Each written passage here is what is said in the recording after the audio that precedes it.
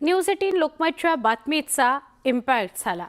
ST कर्मचाऱ्यांना आज आनंदाची बातमी मिळणार आहे। तिजोरीत खडखडाट असल्याचं सांगून एसटी कर्मचाऱ्यांचा मार्च महिन्याचा फक्त 56% पगार दिला गेला। यावर तीव्र प्रतिक्रिया उमटल्या। न्यूज 18 लोकमतनेही या घटनेचा या बातमीचा पाठपुरावा केला। एसटी कर्मचाऱ्यांचा उर्वरित पगार आता त्यामुळे आज होणार आहे। एसटी महामंडळाला 120 कोटी रुपये देण्याचा जीआर जारी करण्यात आला, त्यामुळे कर्मचाऱ्यांचा उर्वरित पगार आजच होणार आहे। एसटी महामंडळाला निधी देण्यावरून सरकारमधील 2 खात्यांनी एकमेकांकडे बोटं दाखवली आहेत। मात्र कर्मचाऱ्यांचा आणखी रोष ओढावून घेण्याचं टाळत सरकारनं अखेर सोमवारी एसटी महामंडळाला 120 कोटी रुपये देण्याचा जीआर जारी केला। एसटी कर्मचाऱ्यांना आज उरलेलं 44% वेतन होणार आहे, ही चांगली गोष्ट आहे। पण याच्यातून नक्कीच आम्ही समाधानी नाही। याचं कारण असं पुन्हा असा प्रश्न निर्माण होईल का अशी शंका प्रत्येकाला वाटू लागते, कारण गेली वर्षभर सरकार वेतनाला कमी पैसे देते। मला असं वाटतं की हा प्रश्न कायमस्वरूपी निकालात निघायचा असेल तर सरकारने जे सवलत मूल्य थकलेलं आहे साधारणतः 1000 कोटी रुपये ते तात्काळ दिलं पाहिजे। पुढच्या बातमीकडे आपण वळूया। पुढची बातमी आहे नागपुरातून। नागपुरातील शिक्षक भरती घोटाळ्याची व्याप्ती वाढत चाललेली आहे। उपसंचालक कार्यालयानंतर या प्रकरणाचे धागेदोरे जिल्हा परिषदेच्या शिक्षण विभागात असण्याची शक्यता आहे। बनावट कागदपत्रांच्या आधारे अपात्र शिक्षकाला नियुक्ती दिल्याची तक्रार करण्यात आली आहे। शिक्षण संस्था चालक, उपसंचालक आणि उपसंचालक कार्यालयातील एका कर्मचाऱ्याच्या संगनमतानं भ्रष्टाचार करून नियुक्ती देण्यात आल्याची तक्रार करण्यात आली आहे। खोटं नियुक्तीपत्र आणि रुजू अहवाल दर्शवून मंजुरी करता शिक्षण उपसंचालक यांच्याकडे पाठवण्यात आला। या प्रस्तावाला तत्कालीन उपसंचालक जामदार यांनी मान्यता दिली आणि या शिक्षकांची नियुक्ती केल्याचा तक्रारीत आरोप करण्यात आलाय। सदर पोलीस स्टेशनला जो गुन्हा दाखल झालेला आहे त्याच्यामध्ये काही बोगस डॉक्युमेंट मिळून तो त्या ठिकाणी शिक्षक नसताना सुद्धा शिक्षक आहे असं दाखवलं गेलं। हा स्वरूपाचा तो गुन्हा आहे किंवा बोगस डॉक्युमेंट माहिती असताना सुद्धा त्या ठिकाणी त्या आरोपीला त्या मदत करण्यात आली।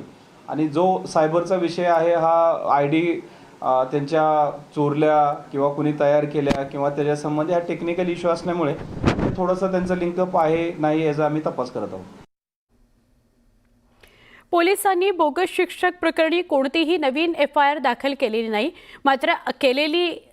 मात्र आता काही तक्रारदार पुढे येत आहेत, त्या संदर्भात शहानिशा केली जाते आणि माहिती गोळा केली जाते। पोलीस स्टेशनमध्ये बोगस मुख्याध्यापक नेमणूक प्रकरणी जो गुन्हा दाखल आहे त्यात 5 आरोपी अटकेत आहेत। त्याचा तपास सुरू असून पुढे काही गोष्टी निष्पन्न करण्याचा प्रयत्न सुरू आहे।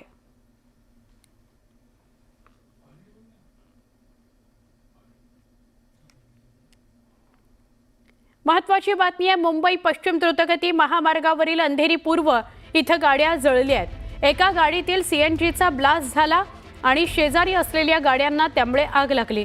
घटनास्थळी अग्निशमन दलाच्या गाड्या दाखल झाल्यात।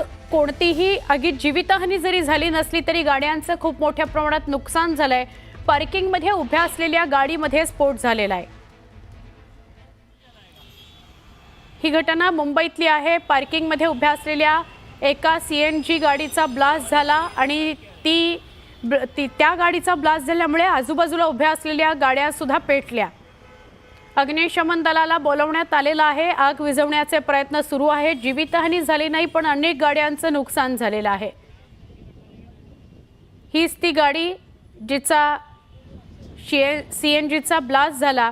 सीएनजीची ही गाडी जिचा ब्लास्ट झाला आणि त्यामुळे आजूबाजूला पार्क केलेल्या गाड्यांवर ही आग पसरली। बातमी पुढची। रायगडमधील रोहामध्ये एमआयडीसीतील एका कंपनी स्फोट झाला। धाटाव या भागातील एमआयडीसीत झालेल्या स्फोटामुळे भीषण आग लागली। या ठिकाणी आता आगीवर नियंत्रण मिळवण्याचे शर्थीचे प्रयत्न सुरू आहेत। रोह्यात आग लागलेली आहे। आग विझवण्याचे शर्थीचे प्रयत्न सुरू आहेत। एक्सक्लुझिव्ह दृश्य न्यूज 18 लोकमतवर आपण बघताय। ट्रान्सवर्ल्ड फर्टिकेम असं कंपनीचं नाव आहे। आग विझवण्याचे शर्थीचे प्रयत्न सुरू आहेत।